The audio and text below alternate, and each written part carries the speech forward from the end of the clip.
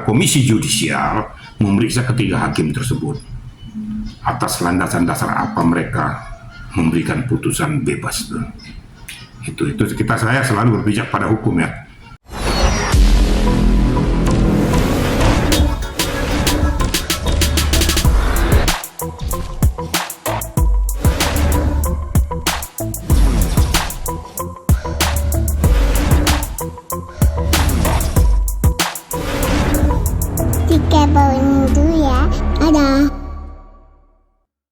Selamat sore Pak Riki. Belakangan ini kan lagi ramai nih terkait Majelis Hakim Pengadilan Negeri Surabaya yang memvonis bebas Ronald Tanur.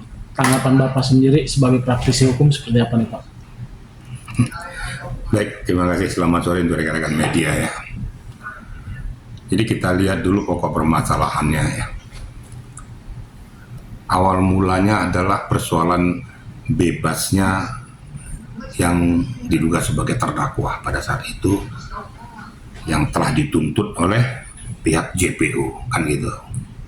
Dan tentu JPU itu menyajikan ke pengadilan berdasarkan bukti permulaan yang cukup, saksi-saksi, ahli dan lain sebagainya tentang terangnya peristiwa tersebut. Kemudian dia menerima dari penyidik apa yang dilakukan oleh penyidik di lapangan ya, menemukan peristiwa tersebut, hasil visum dan lain sebagainya, menyatakan bahwa ini ada unsur kekerasan yang mengarah kepada pembunuhan. Gitu. Kenapa? Berdasarkan CCTV yang dilihat ada bekas lintasan juga tangannya. Jadi bukan hanya gara-gara overdosis. Itu menurut penyidik ya. Ada data, bukti dan lain sebagainya, disajikan semua keterangan ahli, makanya dinaikkanlah ke JPU. Sehingga JPU menyatakan itu P21 siap layak untuk disidangkan. Makanya dibuatlah dakwaan dan dibuatlah tuntutan. Ini kan sidang terbuka. Setelah adanya perjalanan sidang terbuka tersebut, jaksa menuntut yang bersangkutan. Namun di akhir pertimbangan hakim menyatakan itu bebas murni. Karena yang bersangkutan ditenggarai meminum minuman beralkohol tingkat tinggi yang cukup banyak sehingga dia overdosis menyebabkan kematiannya. Kan gitu kira-kira yang menjadi pokok permasalahan sehingga dia dibebaskan. Tidak ada relevansinya dengan Tanur.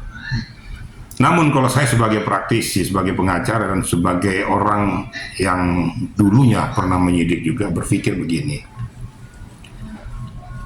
Korban Dini ya dengan Tanur jangan bersama-sama. Kemudian melakukan suatu kegiatan yaitu dengan menenggak minuman yang beralkohol. Berarti Dini dan Anur itu sama-sama minum. Sama-sama minum minuman keras yang berakibat katanya mengakibatkan matinya si Dini. Jadi pokok pertanyaan, apakah Dini tunggal dia minum beralkohol tinggi? Berarti kan ada Tanur di situ, juga ikut bersama-sama minum. Berarti dengan matinya Dini kalau dikatakan kena minum menenggak alkohol tinggi, berarti ada peran aktif daripada si Tanur juga. Kan dia turut serta melanggengkan kematiannya Dini. Kalau saya berpikir logika begitu. Nah, berarti kalau ada benang merah, pasti ada benang merahnya dong, bersama-sama kok mereka. Kebetulan aja kuatnya sih Tanur ini, dia nggak sampai dengan overdosis seperti itu. Tapi kalau kadar minuman yang Dini, saya yakin lebih banyak Tanur daripada Dini. Tapi Dini tidak kuat yang mengakibatkan dia meninggal dunia. Kalau dikatakan tidak ada peran daripada Tanur, itu ya bullshit. Pasti ada peran sertanya. Peran sertanya melanggengkan peristiwa itu sehingga mengakibatkan matinya orang lain. Apakah itu ada unsur kesengajaan, apa itu kelalaian, tapi faktanya dia bersama-sama melakukan tindakan tersebut. Nah, kita lihat lagi benang merahnya bahwa peristiwa itu sudah terjadi, ada hasil CCTV yang menyatakan itu ya. Hasil CCTV itu menyatakan bahwa dia kena tindakan kekerasan, yaitu tangannya dilindas daripada mobil tersebut. Nah, karena mereka berdua di dalam ceritanya katanya si Tanur masih membawa ke rumah sakit supaya pertolongan pertama dilakukan masih hidup. Lah, Karena melihat kondisinya sudah kritis itu, ya pasti takut dan dia dibawa ke rumah sakit. Kemudian hasil visum mengatakan memang ada minuman beralkohol tinggi yang masuk memenuhi jantung dan paru-parunya sehingga tidak kuat memompa lagi, yang meninggal dunia. Ini mungkin pijakan daripada pertimbangan hakim mengatakan dia bebas murni. Tapi kalau hebat kita sebagai praktisi hukum, orang yang mengerti paham tentang ilmu logika, kayaknya nggak kena gitu loh. Jadi nggak pas lah. Tapi itu sudah diputuskan, inkrah. Nah, kalau saya sebagai orang hukum, saya menghormati itu, tapi saya anggap suatu ada hal-hal yang janggal dalam keputusan tersebut. Kok bisa seperti itu? Nggak usah lah dulu gara-gara, katakanlah dia gara-gara overdosis. Tapi menyebabkan dia overdosis siapa? Kan ada peran sertanya Tanur di situ. Maka saya katakan tadi, kematian itu turut serta dia melanggengkan bersama-sama mengakibatkan matinya dia. Nah, ini yang harus betul-betul ditelisik oleh hakim di dalam memberikan suatu pertimbangan putusan. Itu menurut hemat saya, ya. Pak, berarti bisa disebut hakim ini gagal memberikan keadilan. Saya tidak mau mengatakan gagal memberikan keadilan, karena itu pertimbangan hakim. Namun pertimbangan kita sebagai orang awam dengan ilmu logika kira kurang ngepas. Jadi saya harus bisa membedakan mana yang saya katakan memang layak, mana yang tidak layak. Kalau saya sebagai orang awam yang melihat situasi itu mengatakan kurang pas, apalagi saya adalah seorang penyidik, ya, mantan penyidik, saya adalah praktisi hukum, saya juga adalah seorang pengacara, mencermati dari sisi risalah ini kayaknya kurang pas untuk dijatuhkan bebas murni dia. Kan saya sudah cerita terdahulu, nggak usah lah dulu gara-gara apakah dia dianiaya dan lain sebagainya turut jadi menyebabkan matinya dia. Kalau dilindas tangan nggak mungkin mati dong, kan gitu. Tapi karena overdosis, ya kemungkinan besarnya bisa mati. Tapi kan diawali dengan peristiwa-peristiwa itu. Nah, ada pertengkaran katanya lagi sebelum matinya si Dini tersebut. Dalam pertimbangan ini yang saya nyatakan bahwa ya dari sisi kemanusiaan juga kurang ngepas menurut saya. Menurut saya tuh Tanur harus dikenakan juga, setidak-tidaknya turut serta tadi tuh. Ikut dia melanggengkan kematian daripada Dini. Kenapa bersama-sama? Kenapa dia tidak melarang Dini sampai overdosis? Nah, berarti kau juga nggak benar. Karena kau juga minum minuman keras sampai overdosis juga. Tapi Dininya mati, dianya masih hidup. Alasan pembenarnya di mana untuk membebaskan dia? Ya setidaknya adalah kenapa unsur kesengajaan, kelalaian dan sebagainya mengakibat matinya si Dini. Itu menurut hemat saya, ya. Pak, tapi dalam kasus ini si hakim bisa nggak sih Pak diperkarain dan siapa yang pantas atau berhak untuk melaporkan si hakim tersebut dalam kasus ini? Begini, siapapun umpamanya satu pemerhati perempuan, ya, yang merasakan bahwa dari segi dari organisasi, ya, di bidang kewanitaan layak untuk melaporkan ini. Saya dengar juga teman saya, ya, itu kemudian rekan saya Pujiya Pitaloka, itu anggota DPR, menyuarakan ini kepada itu suatu hal yang betul-betul bagus agar betul-betul tegaknya hukum itu dilakukan, ya. Kenapa sampai terjadi peristiwa ini? Sehingga karena dia mentang-mentang wanita tidak mendapatkan perhatian atau atensi yang benar. Itu yang pertama. Yang kedua, ya, kuasa hukumnya. Yang ketiga, keluarganya yang tidak menerima peristiwa itu. Karena tidak sesuai dengan fakta persidangan menurut hemat mereka. Nah, menurut hemat saya juga bahwa ini lakukan aja upaya banding. Berikan hukumnya, berikan fakta-fakta yang sebenarnya bahwa keputusan hakim pertama tidak pas. Kami mohon keadilan. Karena kalau kita bilang diulangi lagi sidang, nggak mungkin. Yang ada adalah banding. Untuk pengadilan tinggi untuk memutuskan untuk mendapatkan suatu keadilan dan berkeadilan. Itu menurut hemat saya seperti itu. Pak, CCTV dan visum ini kan sudah jelas nih. Apakah diduga hakim ini mengabaikan barang bukti tersebut, Pak? Nah, ini perlu pembuktian, ya. Karena saya tidak melihat, saya tidak mengatakan mengabaikan pembuktian. Tapi namun menurut hemat saya, walaupun dikatakan ini tidak ada bukti atau katakan mengabaikan pembuktian, dari segi yang saya ceritakan tadi pun sudah layak dan pantas untuk dijatuhi hukuman dia.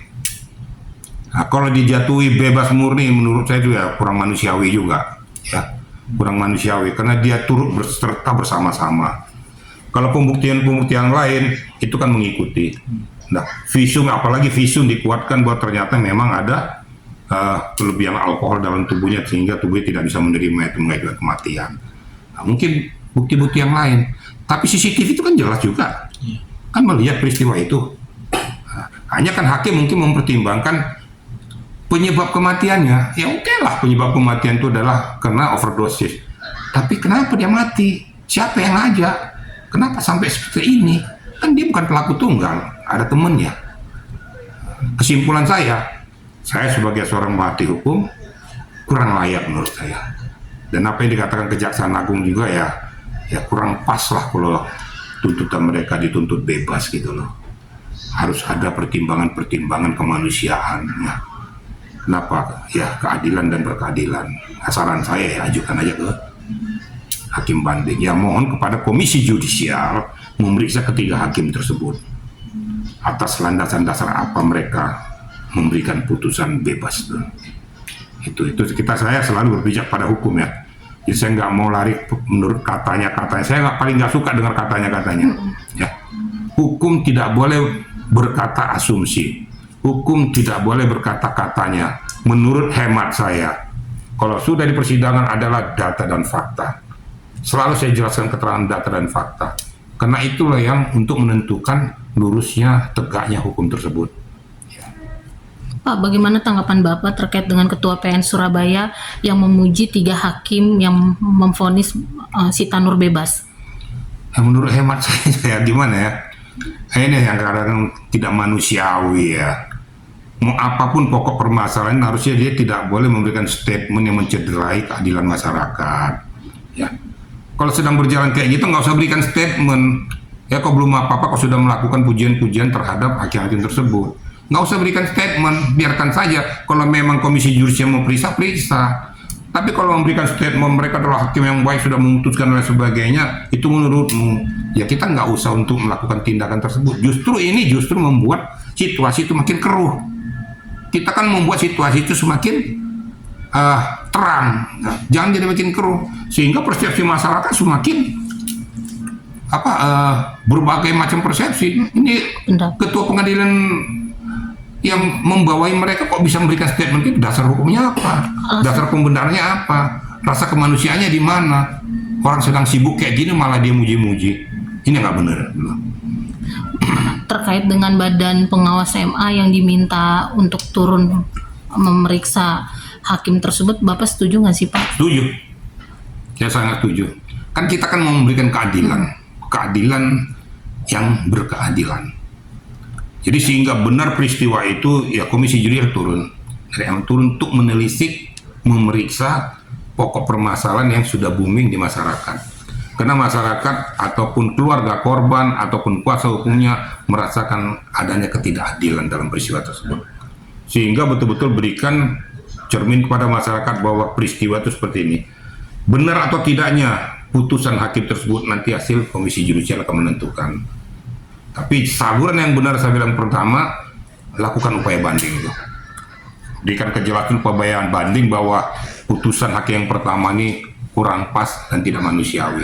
Nanti hakim banding yang akan mempertimbangkan. Ya, sama dengan peristiwa saya katakan ini juga kan, lakukan aja sudah prosedur hukum. Nah, kalau seandainya nanti di PK itu memang dia menang, ya harus kita hormati. Siapapun yang salah ya harus diberikan sanksi. Kalau saya akan berbicara tetap equal dan netral gitu ya. Saya nggak bela siapa-siapa, tapi jangan kita mendahului hukum. Itu yang saya nggak suka.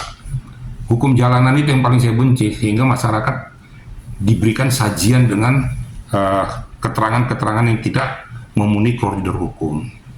Nah, nanti mudah-mudahan dalam hakim banding ini bisa kita temukan keadilan yang berkeadilan tadi.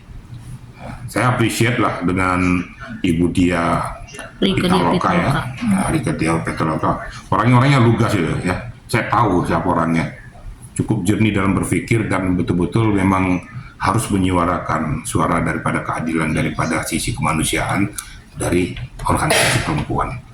Ya, mungkin itu kira-kira keterangan saya ya. Pak, terakhir Pak, kalau bila mana hakim itu terbukti salah dalam memberikan keputusan, biasanya sanksi atau hukuman yang diterima itu copot dia sebagai hakim, atau memang ada sanksi seperti hukuman atau gimana sih Pak? Nah, itu nanti tergantung kepada domainnya pengadilan, domainnya hakim ya. Saya nggak boleh mencampuri masuk ke koridor itu. Tapi ya kalau menurut hemat saya, pernah yang terjadi itu adalah mungkin si hakim itu akan dinonaktifkan. Dinonaktifkan, tidak bisa megang palu dulu karena telah melakukan tindakan yang tidak sesuai dengan etika prosedur hukum dan keadilan. Tapi namun apapun itu, kita nggak boleh kembali lagi bahwa itu adalah urusan internal mereka. Urusan internal mereka tidak boleh kita mencampuri bahwa kita akan pecat itu hakim. Kita tidak punya hak. Tidak punya hak suruh pecat itu siapa segala macam, hakim menentukan. Kita hanya memberikan suatu masukan. Masalah mau diapakan nanti hakim-hakim tersebut adalah kewenangan daripada pihak pengadilan atau pihak Mahkamah Agung. Itu yang saya katakan. Namun demikian, kita perlu memberikan masukan bahwa tolong hakim-hakim tersebut sudah tidak manusiawi lagi kena memberikan keputusan seperti ini. Menurut kita ya, nanti hakim yang akan menentukan atau atasannya pun yang akan menentukan benar atau tidak, layak atau tidak dijatuhkan sanksi. Ya.